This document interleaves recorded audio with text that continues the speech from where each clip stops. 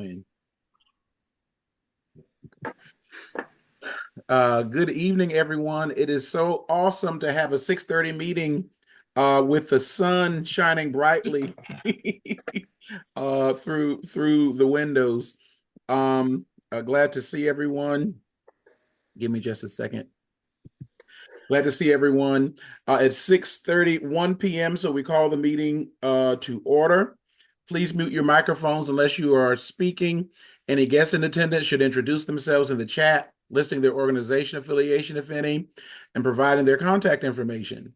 To ensure that we have adequate time to hear from all commissioners, guests are asked not to speak during ACP meetings, apart from invited speakers. Though they are welcome, you are welcome to leave your comments in the chat. Before I go further into the agenda, I must apologize. I did not have any opportunity to correspond with Susan concerning the agenda because there were huge events at the church this weekend in celebration of my 5 years of service there.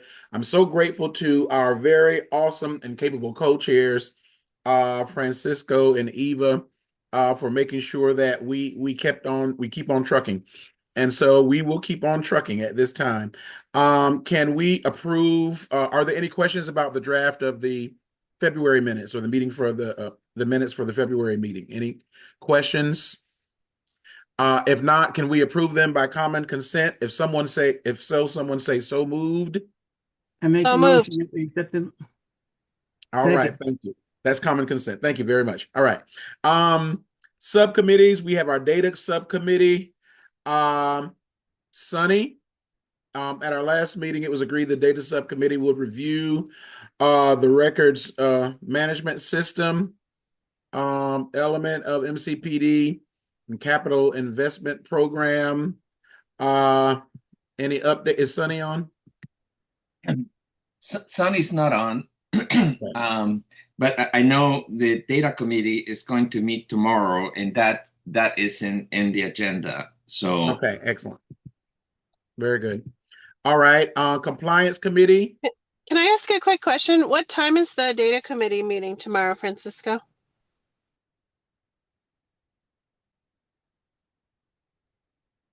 It's scheduled for 6:30 on Zoom.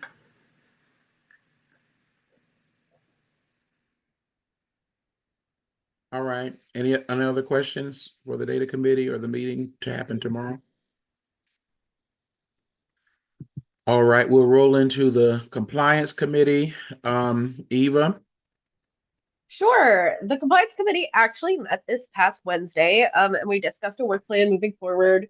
We have, as a recap, finished working through most of the questions and recommendations being put forth in the Effective Law Enforcement for All report. So Francisco has volunteered to work through some of the remaining ones and start compiling a report, and then we can work on that and edit that independently in the coming weeks. Francisco, John, if you want to add anything to that, go right ahead. no, No, I have nothing to add.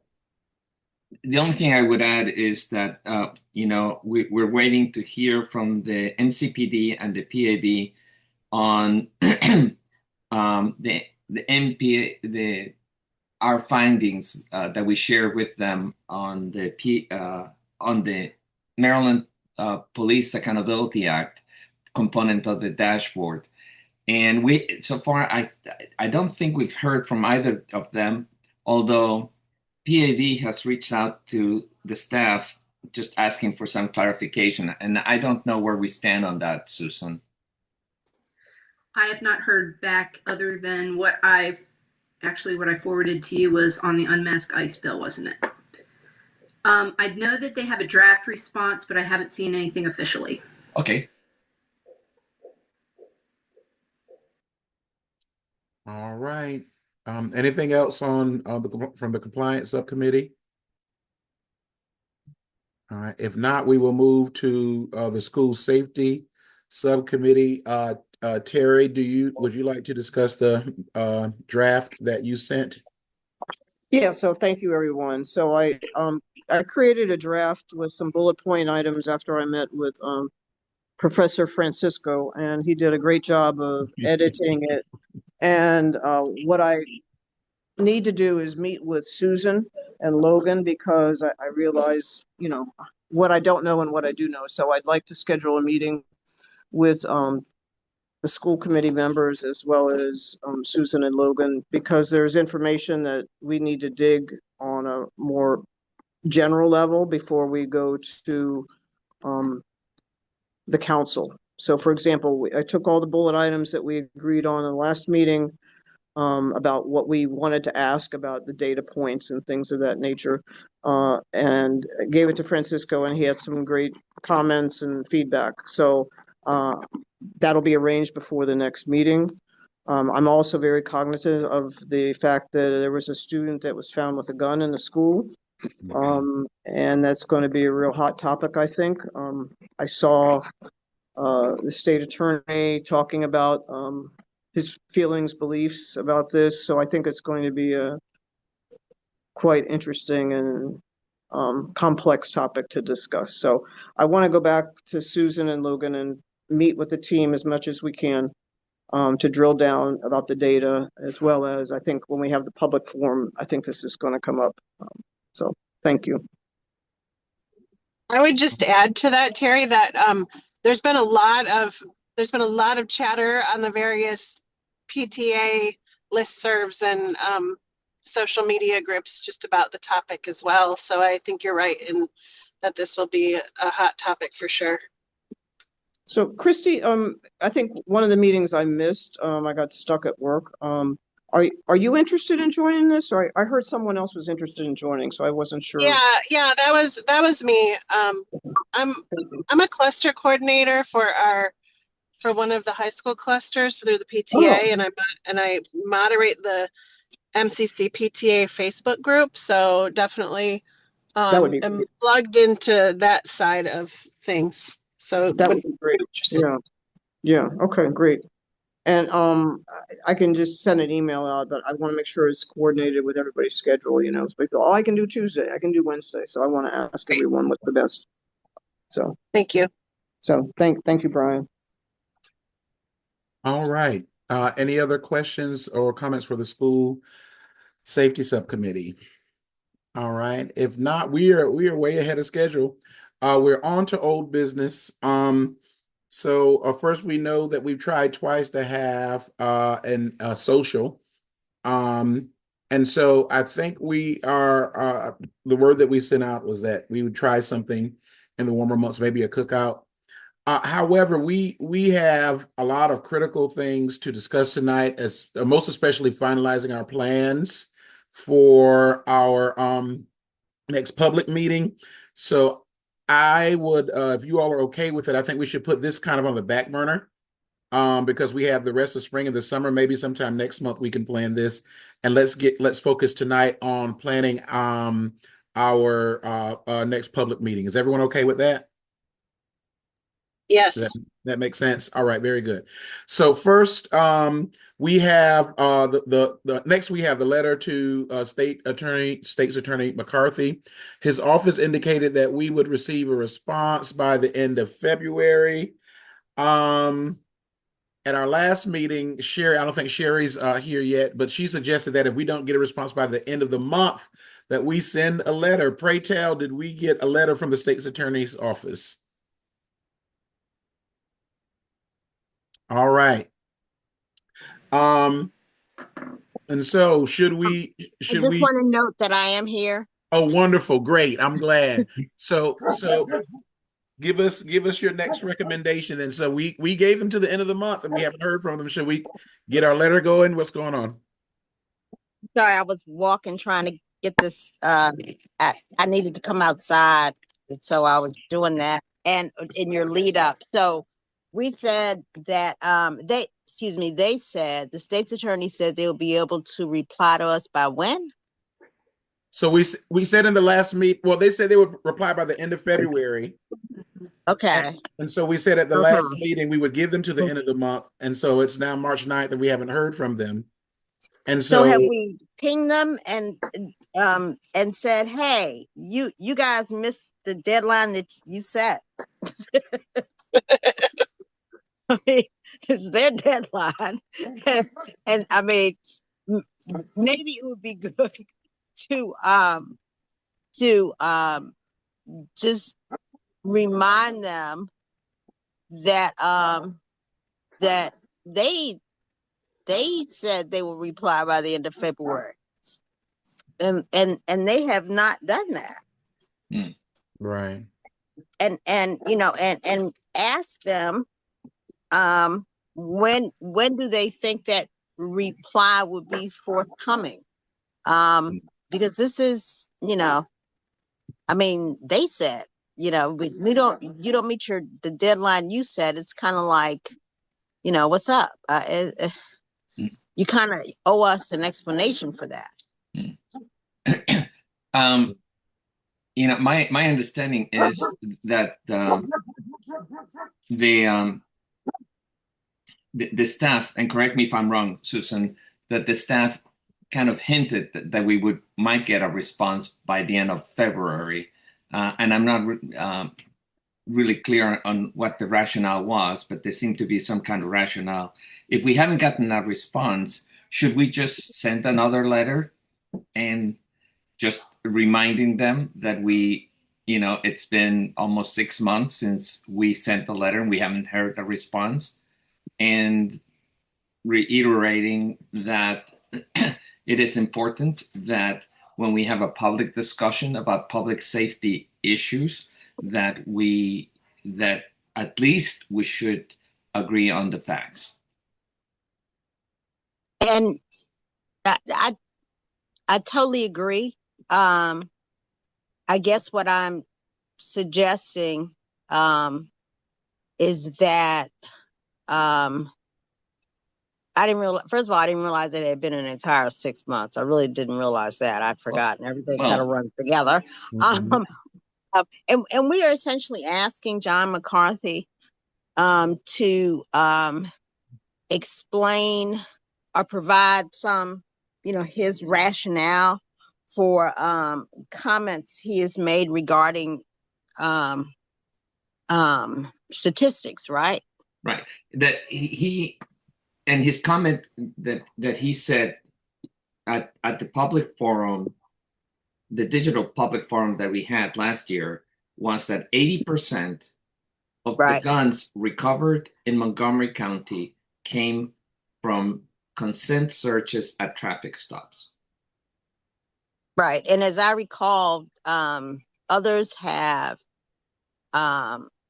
questioned that 80% number, as well as when you kind of think about it, I mean, it's, you know, it's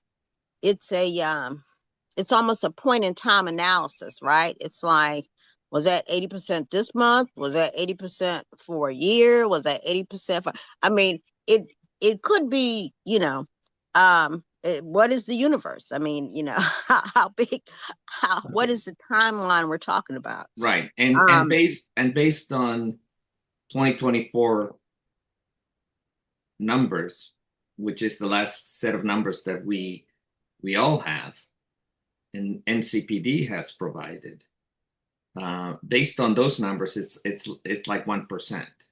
Right. So, I mean, you're right. I mean, I'm not suggesting anything other than we need to clarify this, because if the state's attorney is saying one thing, and the fact that the numbers that we have show something totally different, you know, we need to clarify this. Either, you know, are we working under the wrong assumption? Is he working under the wrong assumption?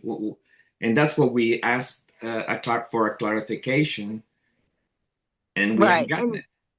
And the numbers that the numbers that we have, to use your quote, are essentially numbers from other public sources, right? I mean, this is, well, they're NCPD numbers we cooked up in the basement, right? I mean, no, they're NCPD numbers, so it's not right. Yeah.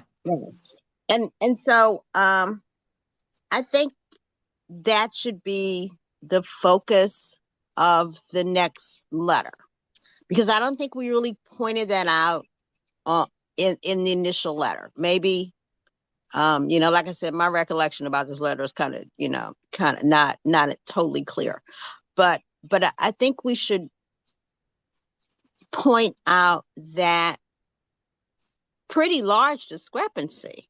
Right. Like, hey, dear State's Attorney McCarthy, we have you have stated this 80%, whereas the numbers we have seen from MCPD say 1%.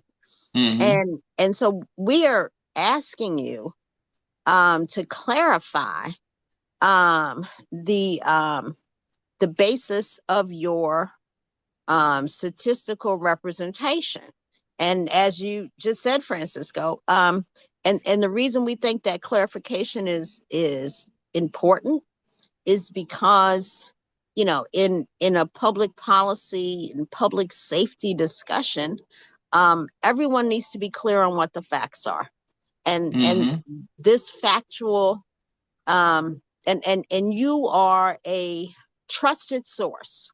So we would like, we have waited 6 months for you to provide a clarification, and we have not received it. And so we're asking whether or not it will be forthcoming.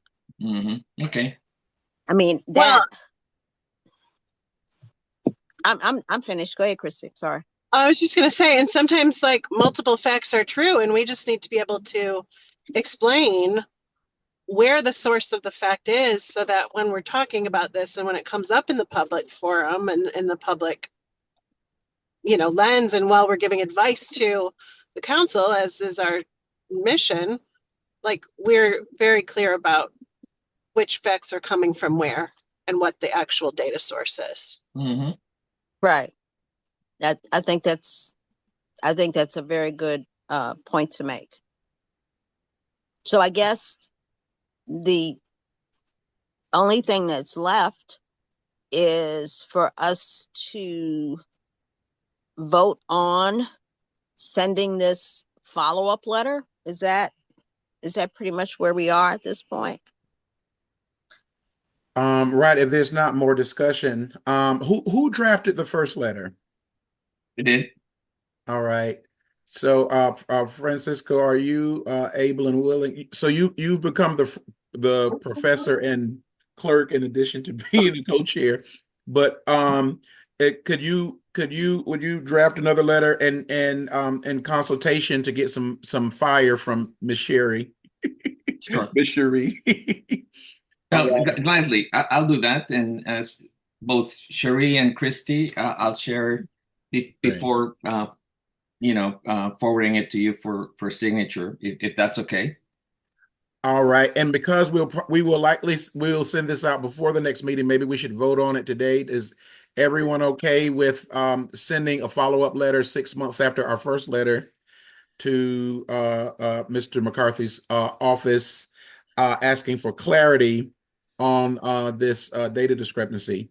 Can I get a motion? So moved. All right, and a second? Seconded. All right, so it's been moved and seconded that we would send a follow-up letter to Mr. McCarthy's office that will be drafted by Francisco in consultation with Cherie and Christy. All in favor, say aye. Aye. Any opposition? Aye. All right. All right. Any opposition? Any abstention? All right. Motion carried. Thank you, everyone. All right. Next, we have Bill 526, masks prohibited. We created an ad hoc committee of Cherie, Laura, Christina, Henry, and Francisco, and they reviewed the bill. And the draft was distributed to ACP at the start of the weekend. Would anyone like to start out the discussion on the draft that was sent? Share any edits, and we will vote on sending that tonight because the deadline is it Thursday or Friday? March 12th, which is I think that's Thursday. Thursday. Right. So we need to vote on this tonight. All right. So thank you for Susan for putting it up. Any discussions? Did anyone get a chance to review it? It's Terry. I got a chance to review it, and I thought it was well done. I guess it's kind of in the whole sentiment of the previous discussion is, they can take it this or leave it, right? It's our recommendations, correct? Exactly. That's right.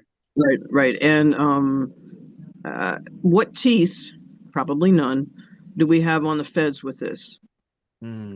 So if the feds None. say, exactly, that's what I was thinking too. So it's more of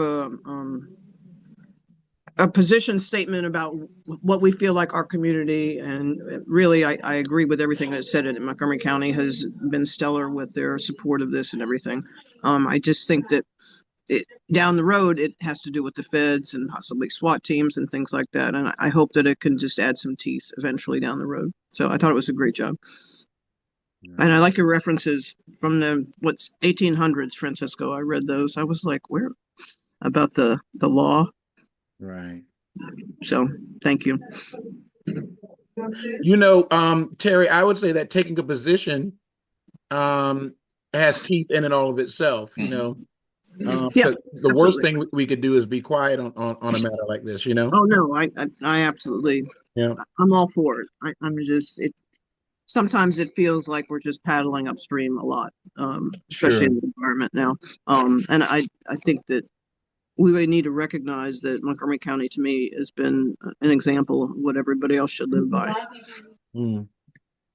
Agreed. I mean, we all make mistakes, right? Everybody, Montgomery County, I make mistakes, but I think they do a great job. So it's nice to be ahead of the ball. So. Okay. Thanks, Terry. Eva? Henry raised his hand first. Oh, I'm sorry. I don't see. Oh, yes. Henry. Yes, thank you. I pretty much went along with this letter here, but the sorry point of this, I thought, is that the disciplinary and penalty portion of this fell almost squarely on MCPD. And that we have in the House of Delegates some legislation going forth right now that we don't know how that's going to turn out. We would be pretty much beholden to what legislation comes out of Annapolis, and that at this time, these recommendations and stuff like that not only being unenforceable, or at a time where our camp, which is pretty much a national issue, but I felt that the county has more pressing issues in utilities that our council should be more focused on than this matter, which is being handled nationally and also in the House of Delegates.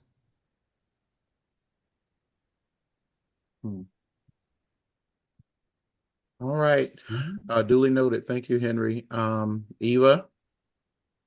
Yeah, I think it is important to take a stance on this, and I think this letter does a good job of that. I wonder if we could not also urge the council to add more teeth where they can, right? Something that I don't know if we could do, but I think the council could certainly look into is banning ICE agents from county property, right? Like they get to control who's on their property, at least theoretically. So like that could be something that could be looked into. Our schools and county facilities should be safe places for our county residents, right? So I think adding language urging our county government to research and investigate ways that we can more materially protect our residents and precedent of how other municipalities have done and are doing that, I think could be a really good add here. Okay, so Eva, I don't know if you saw the chat as you were speaking, but Susan brought up that there's a different bill seeking to do just that. Susan, what bill is that? I don't remember the number, maybe Logan does, but I can definitely look it up. They're calling it the County Values Act, and it does prohibit ICE from staging or otherwise using county property for any of their apprehension activities. That's great. Can we mention that in this letter? Sure. It doesn't have any, there's no penalty, and police are not enforcing it. That's why I didn't forward it to the committee. Yeah. To the commission. Okay. Yeah. Okay. All right. Thank you, Eva. Francisco? Yeah, I just wanted to mention that this was one of the letters in which I actually did get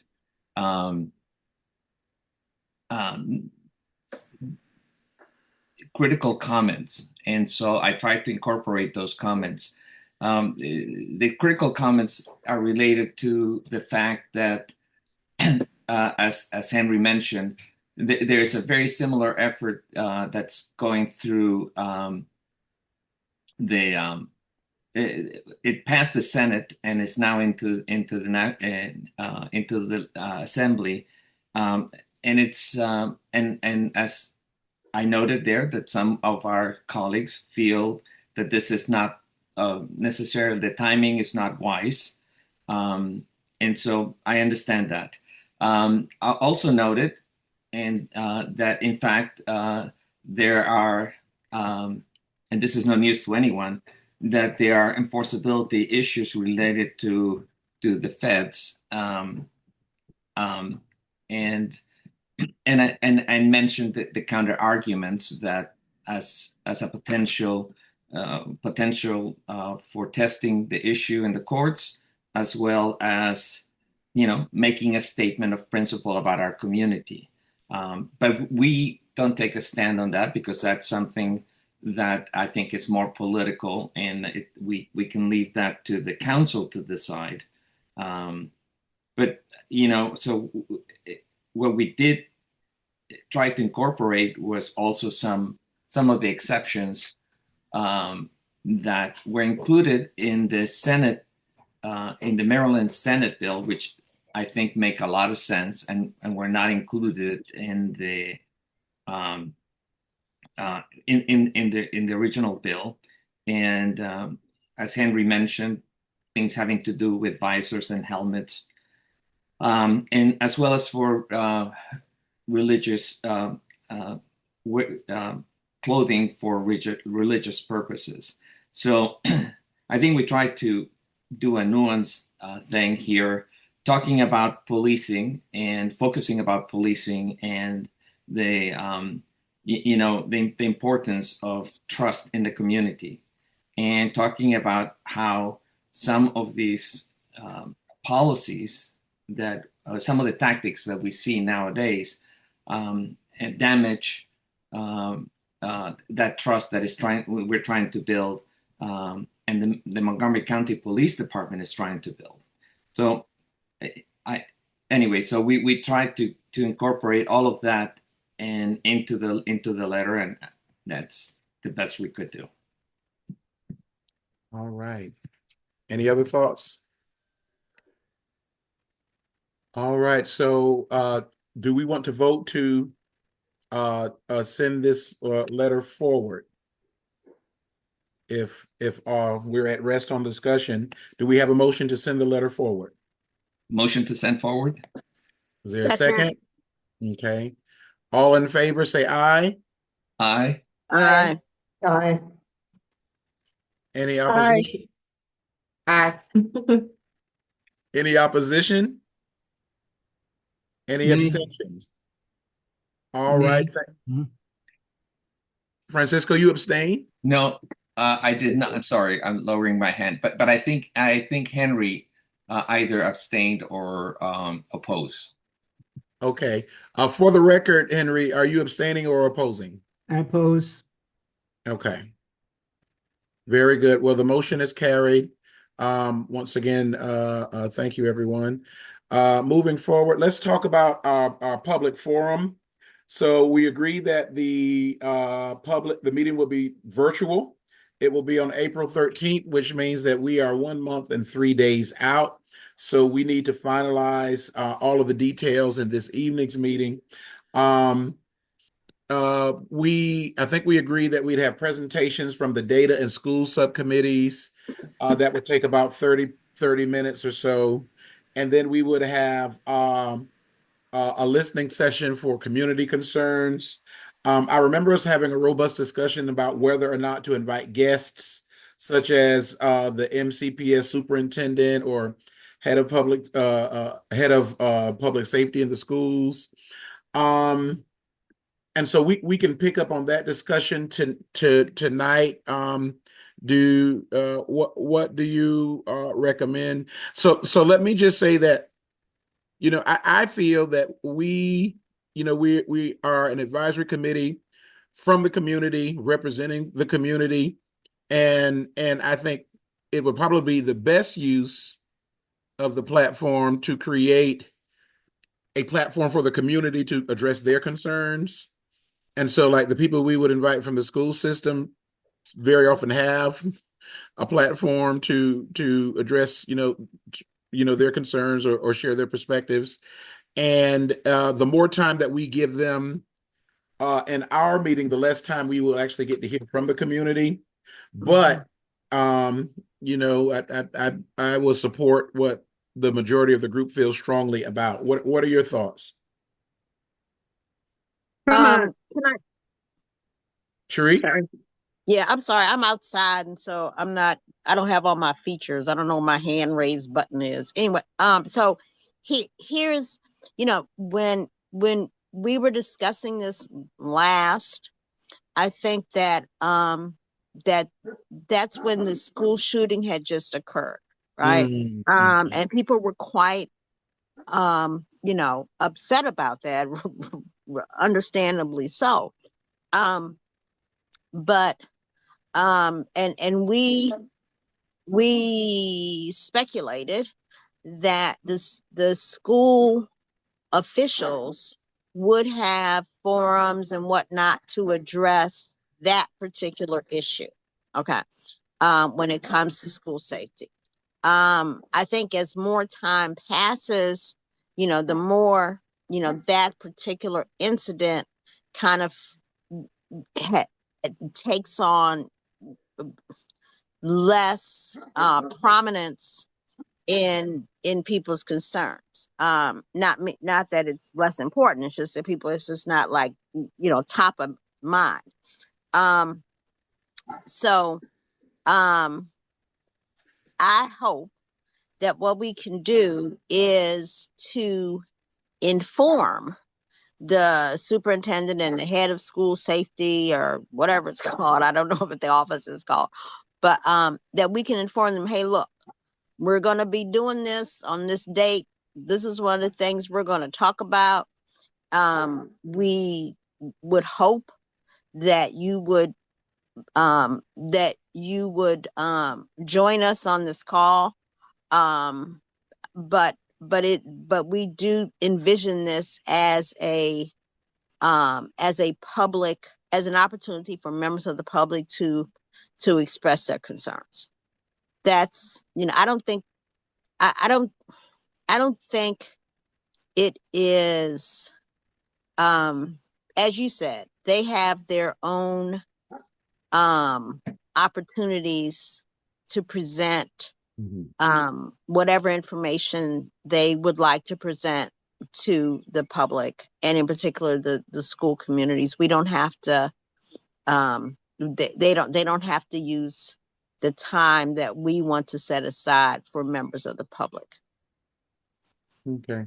Thank you, Sheree. Who was first? Was it Christy or Sunny? And then I see you, C. Arthur. I think it is Christy. Okay, Christy, then Sunny, then C. Arthur.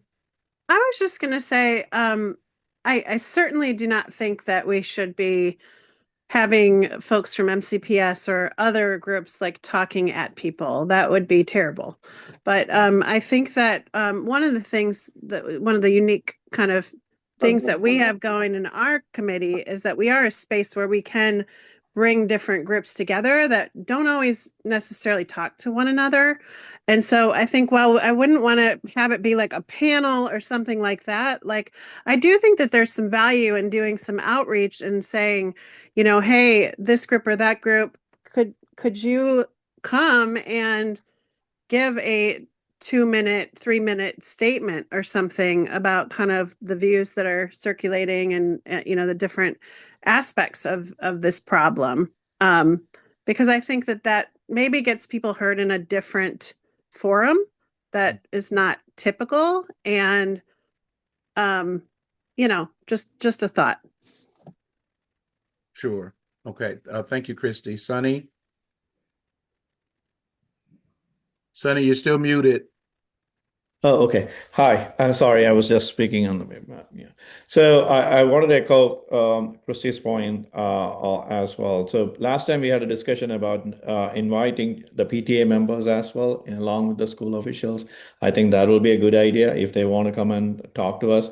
Like Christy was saying, this is a forum where we bring the community together, right? We can hear multiple perspectives, and we just pass it along to the council, right? So based on what we heard. So I think it will be a good idea to hear at least from some of the PTA officials what they think about the school safety situation is, right? So.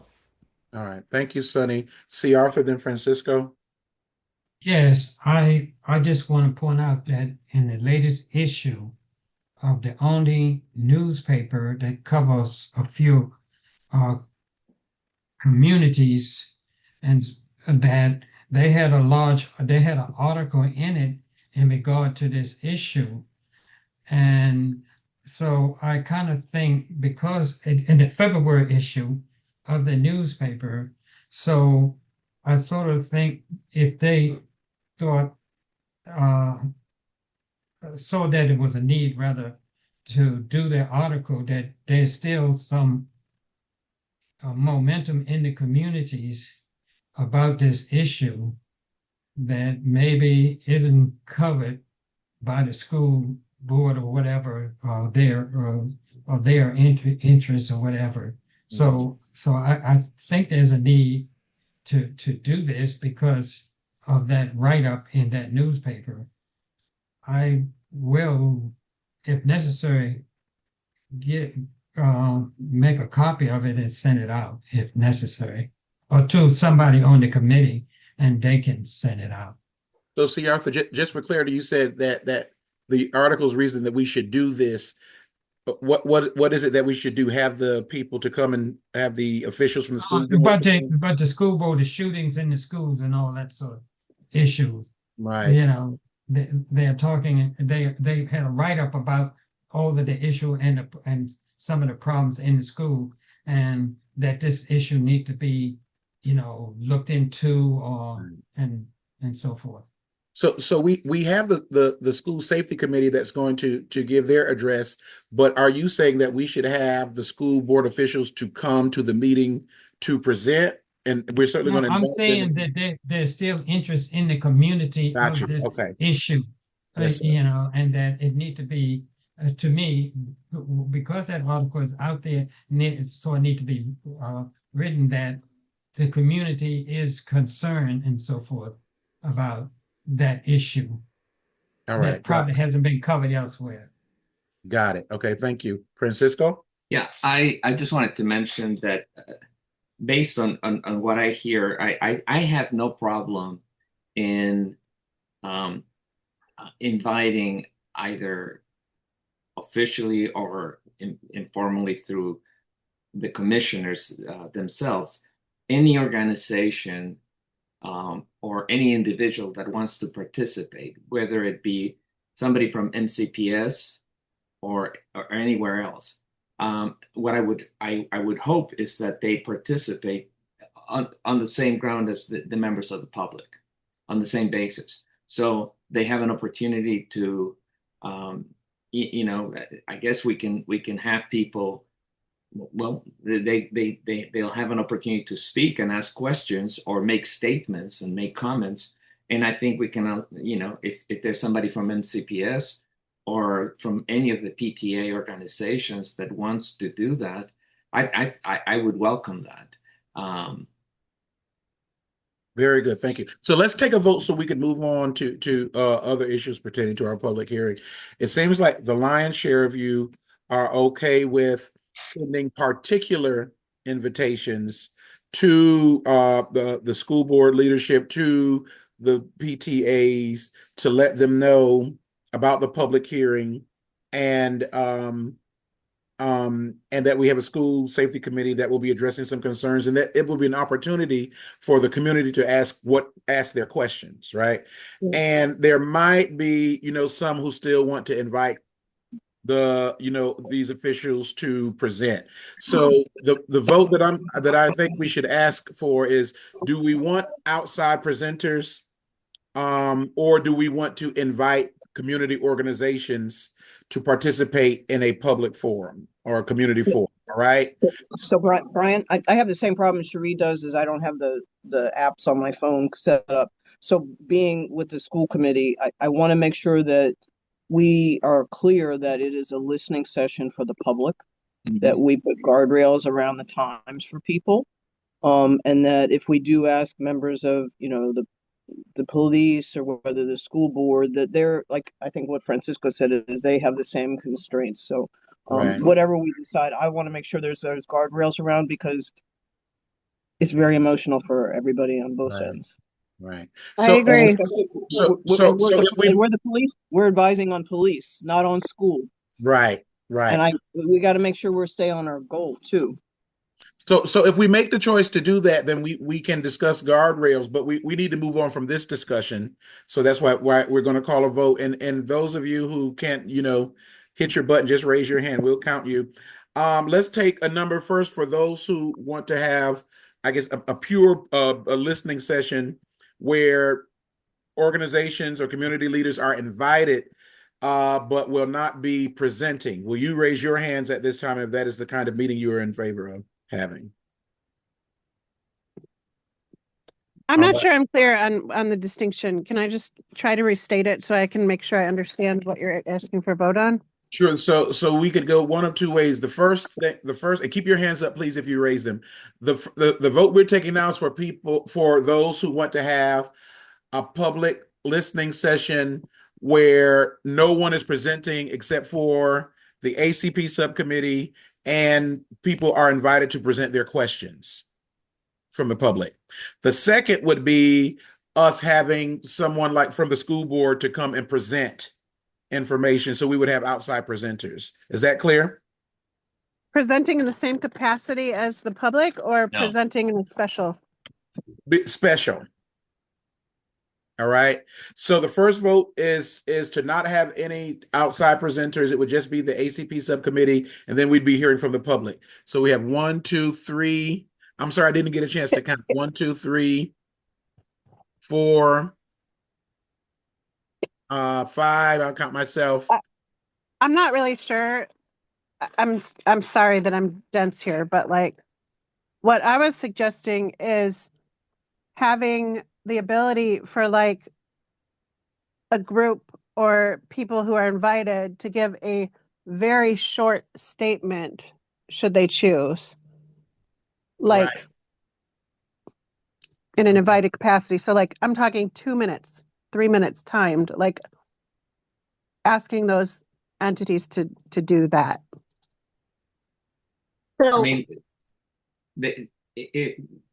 if they're like members of the public, they should be able to do that. Right. And let's be honest, Chrissy, that no one's that's invited is going to stick to 2 to 3 minutes. Well, yes, make them presenting only, Right. and Okay. then members of the public. That's the first concern. That's the first vote, right? ACP members only, Right. and then opening it up to members of the public. Right. The second possibility is ACP members, and then particular that we call upon, and because it's virtual, it will be a lot easier, that we call upon certain invited folk to give 2 minutes and then open it up to the general public. So that's those are the potential formatting that we're discussing, right? In theory, and the theory is if they stick to the 2 minutes. Oh, okay, Right. you're right. Right. Yeah. But let's finish because we have a vote on the floor. Okay, one last time. I apologize. First vote is for just presentations from the ACP and then opening it to the public. Will you raise your hands one more time? I have 1, 2, 3, 4, 5, 6, 7, 8, counting myself. All right. For those who would like to have invited guests, we can ask for 2 minutes. All right. Francisco, are you voting twice? Sorry about that. Sorry. All right. So we have Christy. Anyone else voting for that? Okay, and Terry and John Stevenson. So that's 3. Did anyone abstain? Christina Delane Curtis also voted in favor of the second thing. Okay, so that's 4 to 8. All right, so we would have a forum with just then the ACP presenting and opening it to the public. We will send invitations, particular invitations to groups to let them know what we will be discussing and inviting them to come. Who should these groups be? It would be the PTA organizations. Are there any groups that we would highlight for the record? If so, will you share now who you think should get an invitation? Yes. So- I think that we should invite some of the organizations that work on equity. I believe one of them is led by like Valerie Davis does some work in this area. I can't remember the name of her organization. Yeah. The NAACP, Parents Council, or the NAACP. And there's probably a couple of others. Young People for Progress, as Eva mentions. All right. Along with the PTA, along with the Montgomery County PTA, and I think the principals have a group. I don't know exactly what it's called.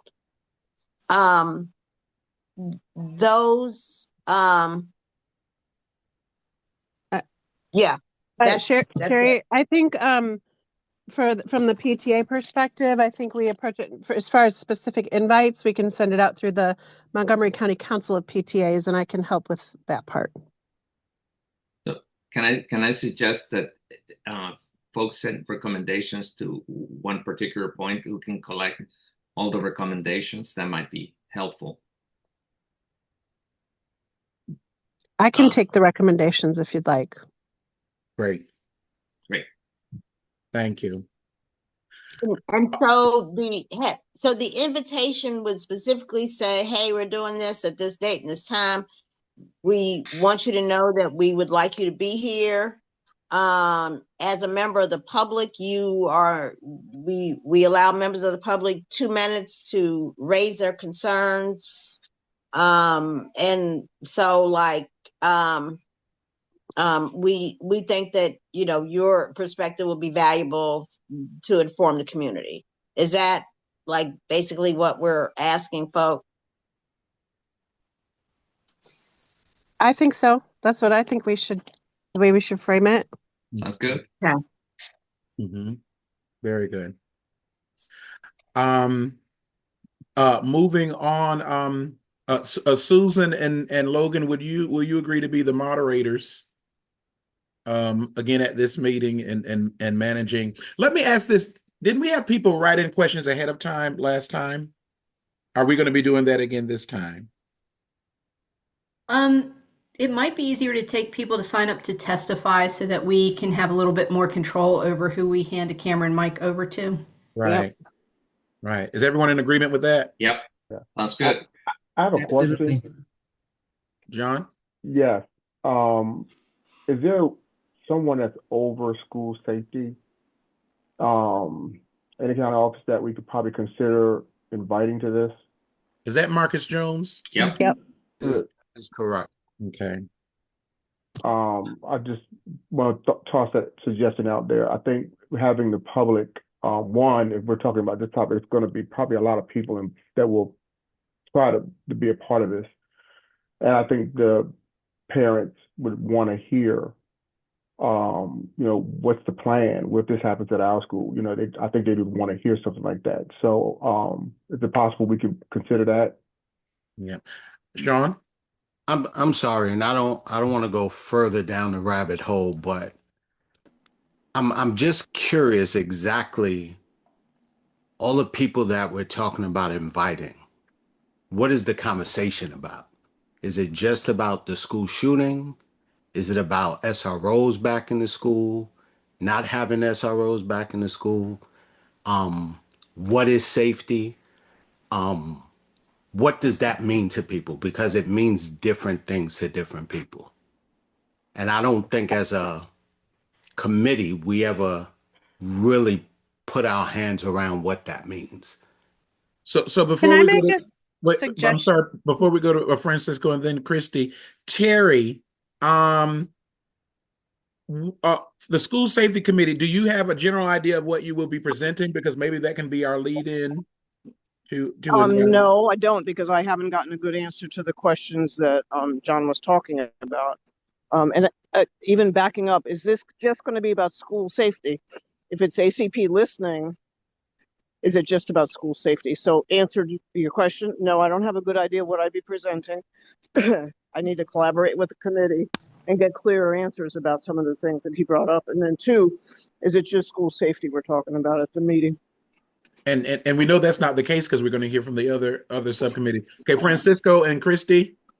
Yeah, to answer to Terry's question, I mean, and to Sean's question, I think those are some of the issues that we're grappling with.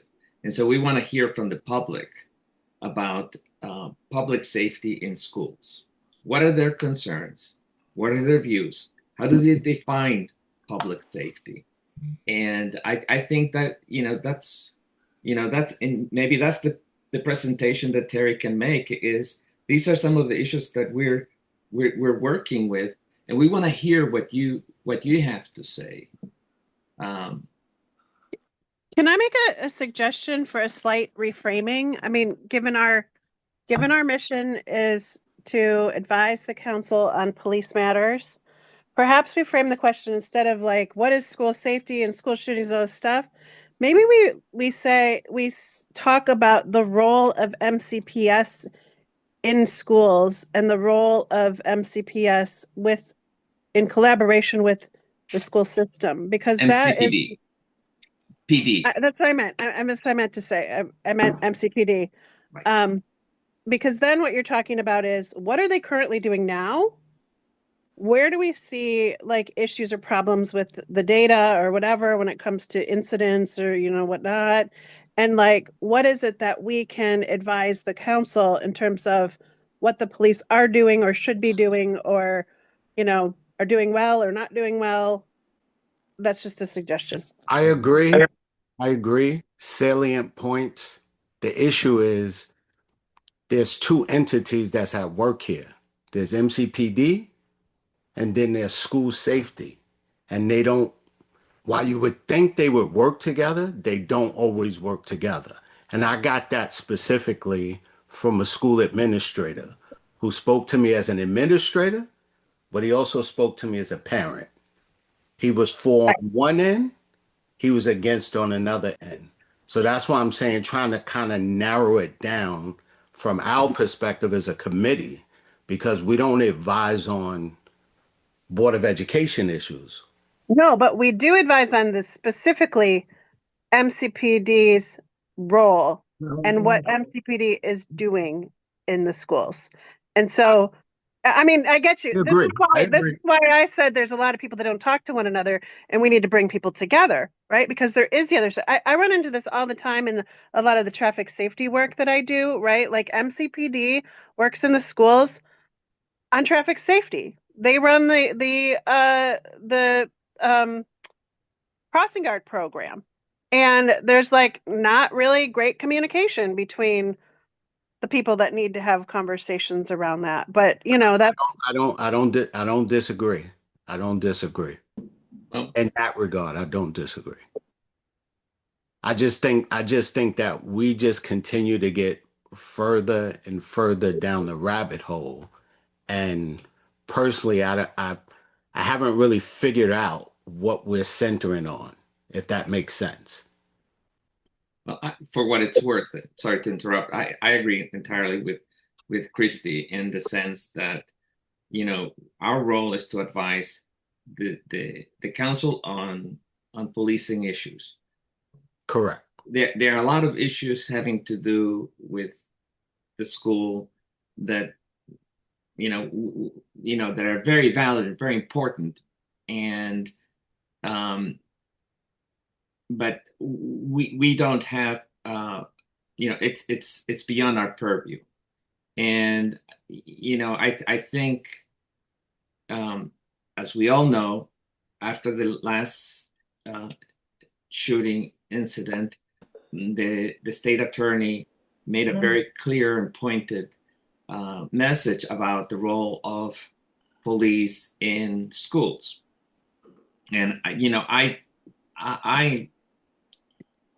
don't have a strong view on that, but I do think that is certainly the focus of our purview, and I think that's where we need to be focused. And anything that we can do to inform on that specific issue, police in schools or police around schools or police with schools, that would be helpful.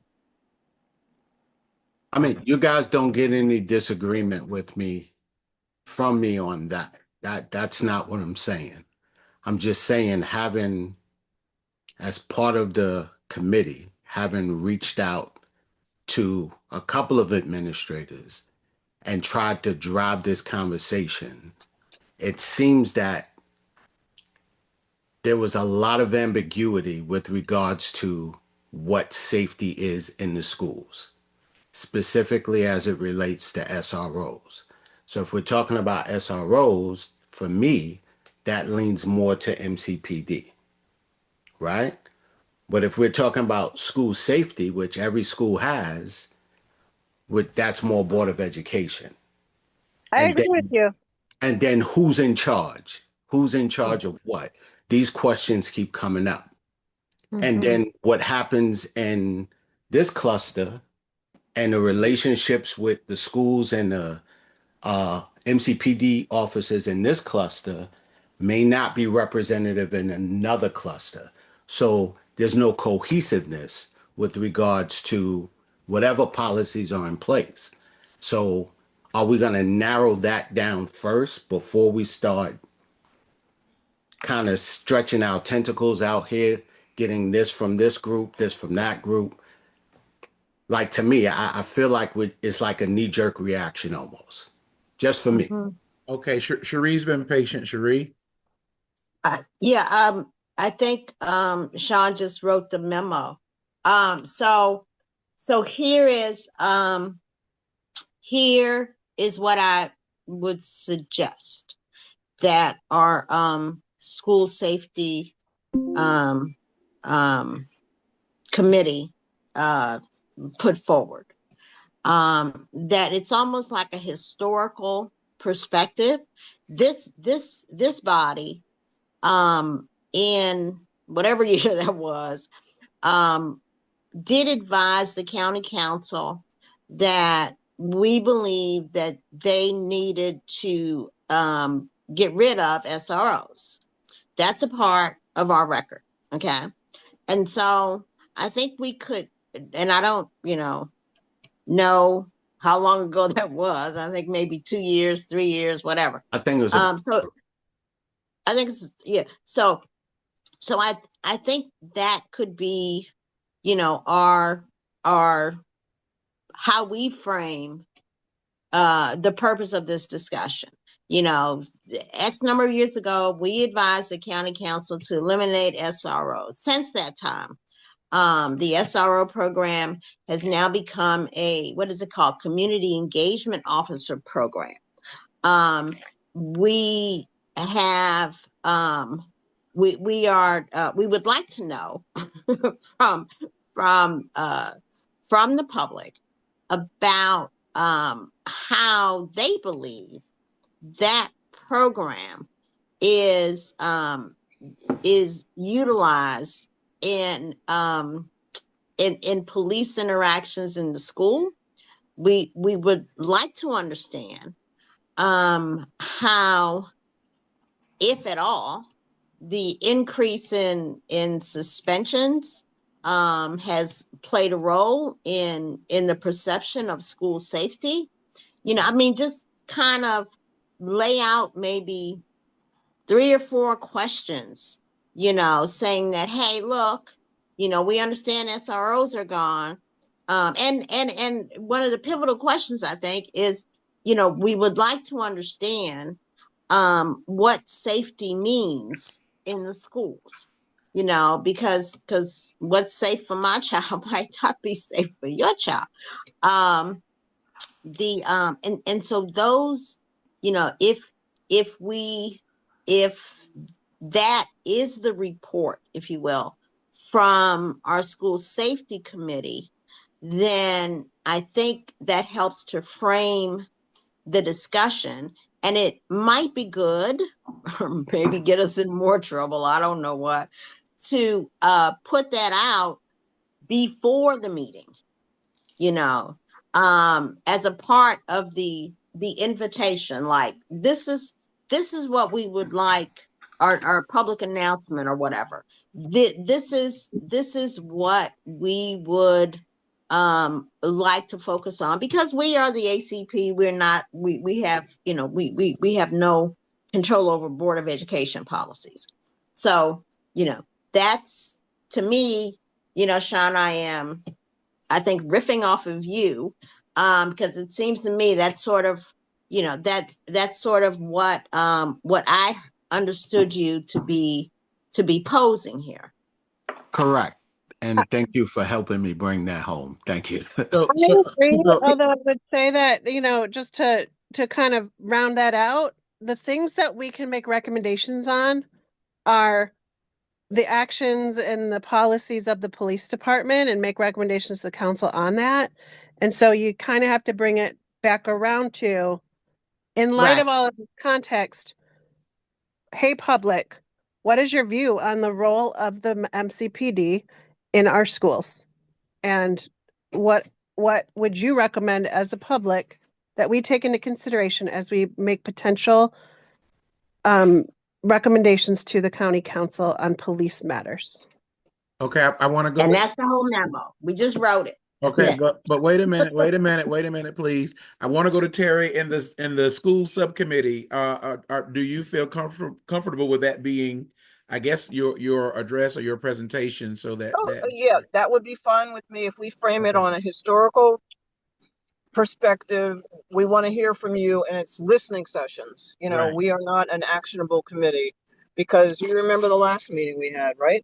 People, Right. This is a very hot topic. So if the whole meeting is supposed to be divided in half between this and other subcommittees or whatever, fine. But if it's going to be all school, that's fine too. But again, we need to be clear on it, I think. So, and I'm fine with so- Cherie and what John said, yes, and Christy. So that's another concern that I have, because we voted to hear from all of the subcommittees, and then to have a public address where anyone can share anything. But we've devoted a lot of energy to one particular topic, right? So and this is kind of bleeding into publicity and how we invite people.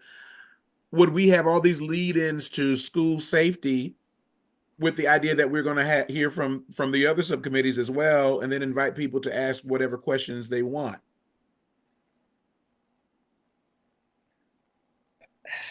I think, and this is what I would like to suggest, is that the 3 committees each do a very brief presentation on their work, and then we open up the discussion. The last committee traditionally has been the Education Committee, which would set the stage for a discussion on safety in public schools, which is a very hot topic right now. Right. Having said that, I think we should open allow whatever concerns people want to raise. All right. So I want to go back. We started out this discussion identifying groups, and we kind of have memo language from what from Sean and Cherie's exchange. And so that I guess is what we would send to the particular groups we're identifying. Is everyone in agreement there? I think what Cherie said is good in terms of, putting it out there. However you decide, whether that be publicly posting, these are the questions that you can, have addressed, or this is whatever. If we send it publicly, we can send a letter to, dear group X, look at the website, here are the questions, unless that's, against any type of regulations or whatever. Because that way everybody can look about what we're talking about, right? All right, Christy, and thank you for raising your hand. I'm trying. I'm on my phone, so I just wanted to also be mindful of Susan's like logistical question or comment around asking people to sign up if they want to say something. So I don't know how we mesh that format with that desire to have people kind of register in advance, so to speak. Right. So I think that for the groups, the special groups that we want to invite that are connected to the schools, that we let them know that we're going to have this public address, that one of the issues is going to be on school safety, with the language that Cherie gave. What are your concerns about the change from the SRO to the community? Excuse me, to the, what is it, the community engagement officer. But we need to be clear that there will be room for other questions. But this is a space that they can come and raise their question, that people will raise questions, and you might want to be here for this. We're kind of pulling you by your coattail to let you know that this is something you might want to hear, right? Obviously worded more professionally than that, but does that make sense to everyone? And that they're welcome to speak like other members of the public. Right. Susan, do you have that? Logan, do you have the organizations as well? I'm gonna have to reach out to Christy because some of them, like MCCPTA, right. I don't have any contact information for. That's right. And Christy volunteered for that. So if you have any, if you have any other organizations that pop in your mind tonight, please send it to Christy. Yeah, all right. please email me. It's just first name dot last name at Gmail. Thank you. Thanks, Christy. All right, so we and again, for the format for each of the committees, if you could have I would say around 5 minutes of content. Please don't go past 10, because we'd like to wrap this up the first half hour and have the next hour for people to raise their questions. If you can be succinct and give all the information in less time, then that is great. Did I just see a hand go up or no? That's Brian, it's me, because I'm on the phone too. Sure. So the thought is it's 2 hours? Is it 2 hours or 90 minutes? I'll have to check on what they have been, but I thought they were 90 minutes. Yeah. Thank you. Right. So we want to dedicate at least an hour of time to the public. Last concern is publicity. So in the ways that we push this out before, we'll push it out again. Susan, does that also invite people to pre-ask their questions so that we? That's up to you. We had done it in a format where there was a Q&A on the Zoom before, and people actually weren't allowed to talk. And then we did have a traffic safety one where people were allowed to talk. It's really up to you. So should we have people to send in their questions? I remember that last time they sent the questions in ahead of time, and we all got the questions, and that made it so that there's no redundancy. And we had adequate time to do any necessary research, and especially since we anticipate the school safety issue being a hot topic and we're inviting people, we can kind of vet the questions. Does that make sense to do that again this time, everyone, to have people to send their questions in ahead of time? Can Hello? I ask a question? When people All right. send their questions in ahead of time, Sure. do those questions appear so that other people can see oh, so-and-so's asking about this? Is that, or is it just a communication between the person asking the question and us? The last time we had questions submitted for an online forum, I believe they were given to the presenters in advance to be able to answer. And then we had a Q&A that allowed people who were participating to put their questions in, and they were either answered online or we tried to get back to them after touching bases with the police department and the state's attorney's office. I'll have to think about it a little bit whether or not questions in advance would be helpful if you're going to actually let people be on camera and speak. Right. And we did not do that last time, right? No. Right. You did for a traffic one, which I think was the old Policing Advisory Commission. Yeah. Yeah. Yeah. I think the other thing we could do is maybe not say put your questions in, because that assumes that we're going to answer them, but say if you'd like to submit a one-page statement or set of comments, please feel free to do so, and we'll consider that as we do our wrap up. Like, could do that as well, like written testimony. Yeah, but short, like not like pages and pages, like one page. One page, right. Okay, so can we put that out there with our invites, Susan? All right. Anything else we need to discuss in preparation for our forum next month? No, I just wanted to mention that I hope I get the opportunity at the beginning of the presentations to do one on the ACP and just a very short summary of what we've done in the past. I'll keep it within 2 to 3 minutes, and I can do, if anybody would like me to do a PowerPoint presentation for them, just contact me directly and I'll work with you on that. That sounds great, Francisco. Thank you. All right, moving on. The police capital budget and upcoming operating budget. Logan, I guess there's a presentation prepared. How long does it take? Like 10 minutes. Okay, let's go for it. Let me share my screen. Can everybody see my screen? Yep.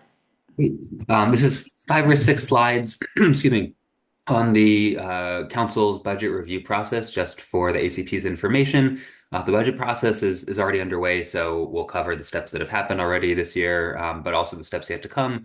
And then I can send out these slides as well, so hopefully this will be a useful resource going forward as well.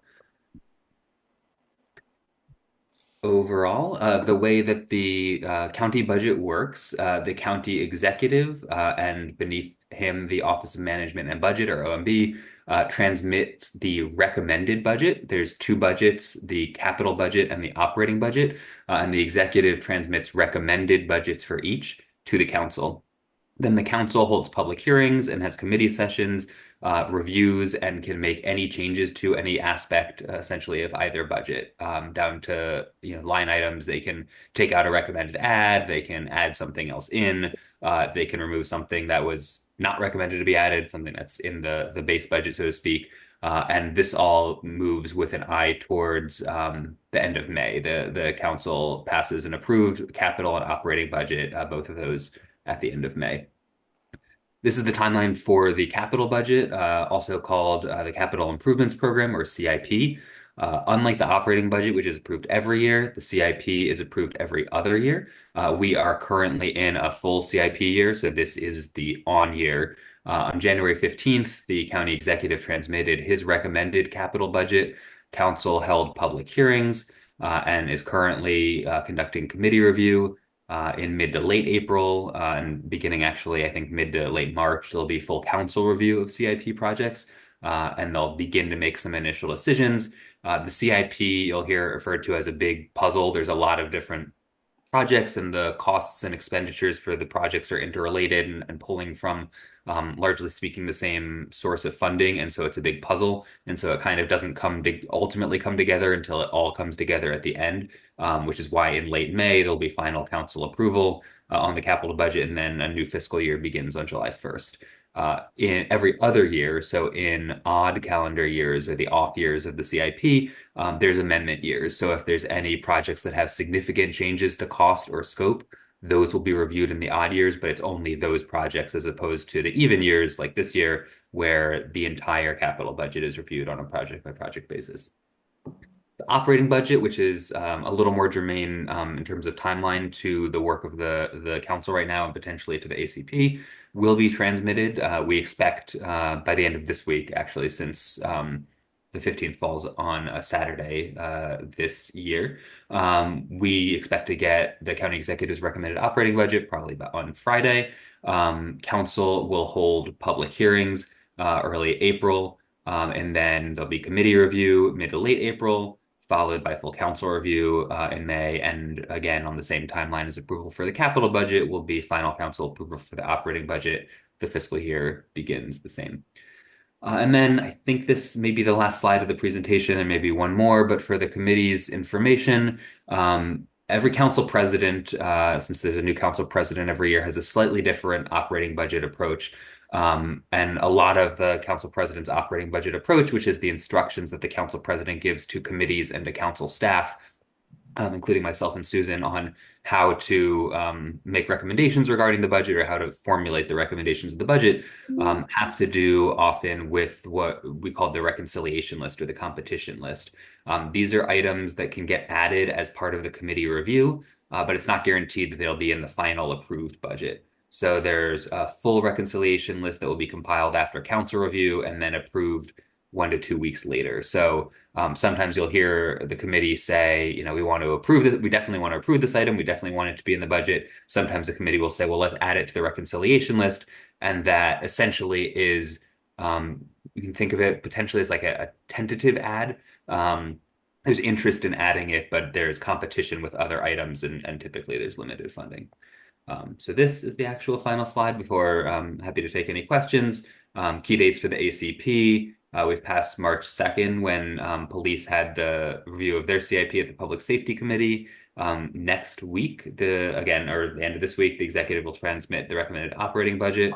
Some non-budget dates. This is March 16th. I guess that's a week from today. There'll be an update on police staffing as well as the annual report for the Police Accountability Board before the Public Safety Committee. I bolded the early April operating budget public hearings because this would be a good time for the ACP to weigh in on any comments that you collectively have regarding the operating budget. So those will probably be in the first week of April, maybe the second week of April, and would be a good chance to either submit written testimony or to speak at a public hearing. Then the operating budget will go to committee review at the Public Safety Committee, and then the police will review the full budget at full council. So happy to re-highlight any of the slides if anyone has any questions, but otherwise, again, just a quick informational overview of the budget process. Thank you, Logan. Any questions or comments? No, Francisco put in the chat the request to send that to all the members of the commission, right? So. Great. All right. Just before we go, Francisco has a proposal. Francisco? Yes. I don't remember exactly when, but at some point we discussed the possibility of including all memos, reports that we prepare, committee reports that we prepare for the ACP, to start including them along with the minutes of our meetings and the agendas for our meetings. And so that becomes part of the public record, and it gives the public a little bit more granularity on what it is that we're doing. So, for example, every time we meet, we participate in the community-based training that the Police Academy has. We do a brief report, and we submit it to the ACP, and that, for example, would be one of the things that gets included along with the minutes in the website. That's my proposal, and I hope we can approve it and get it done at least in the future. All right. Are you sure? Do we need to vote on this? I think we probably should, if All right. unless we need to discuss it, and then we can, Yes. if we need to discuss it at length, we can postpone it for another day. All right. I don't know if we need to discuss it. I'm just confused as to how this differs from what we currently do, because I thought that's what we did. We don't. Okay. So the minutes are public, right? The minutes are public, the agenda is public. The memos, for example, the memo that the data committee submitted, that doesn't go into the website. Okay. And then our attendance is public? Yes. Okay. So we're really only talking about maybe for each meeting, having a public facing package, if you will. And that package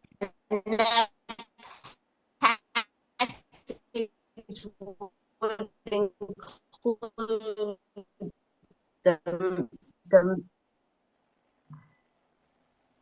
public facing package would include the minutes, any reports, the attendance list, and the agenda. That would be like for the meeting of March 8th, this was the whole ball of wax. That would be the way it would appear. Is that the vision? Yes. Okay.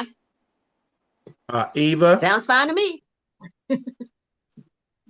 Yeah, I guess I'm just wondering then, can we set standards about what types of communications are public and what types are internal? Like, I could see the benefit of having some memos stay internal if they're, requests for information, if they're sort of thoughts that people are bouncing around back and forth. Like, I think there is value in having the ability to communicate, maybe not in quorum, but certainly like among groups of members, and have that not be public record. So yeah, I agree totally, and that's not what I'm suggesting, Eva.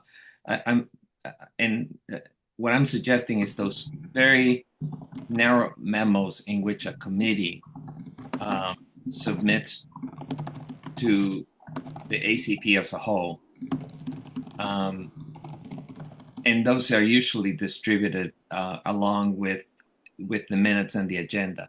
Those are the kind of things that we can go ahead and put in our website. Not certainly drafts, for example, that we are consulting with, or communications within a subcommittee. Sure, yeah, I can see that. All right. Any other questions? All right. Francisco, would you like to offer a motion? I offer a motion that reports and memos to the ACP by subcommittees or ad hoc committees be included along with the agendas and minutes in the ACP website. All right. Is there a second? A second. All in favor, say aye. Aye. Aye. Any opposition? Any abstentions? Motion carried. All right. It is 7:54. Can we get a motion to adjourn the meeting? So moved. Oh, wait, I'm so sorry. Is there any other new business? I do need to ask that. Is there any other new business? Cherie? Cherie, you're kind of frozen.